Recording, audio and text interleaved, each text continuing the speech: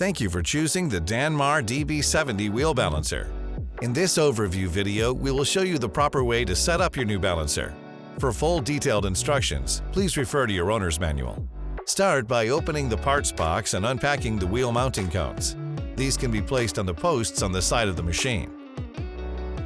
The next step is to mount the shaft assembly. To do this, first remove the plastic wrap covering the shaft housing.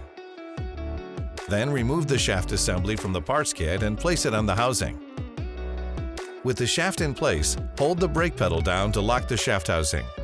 Then you can rotate the shaft assembly until the alignment marks are lined up.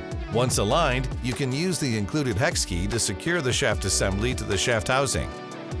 With the shaft assembly installed, you can now mount the tire cover. Start by removing the hex bolt from the rotating shaft. Next, mount the tire cover support bar and secure it to the rotating shaft using the hex bolt. At this point, you can mount the tire cover to the support bar by simply sliding the tire cover over the bar and snapping into place. Before plugging the machine in, ensure that the correct voltage is selected via the switch on the back. Once verified, connect the balancer to an appropriate power source. A plug should only be installed by a licensed, certified electrician.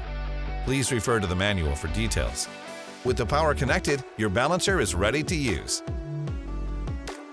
For optimal accuracy, we recommend mounting the balancer to the floor using the included anchor kit. For more details, as well as calibration and operating instructions, please refer to the manual.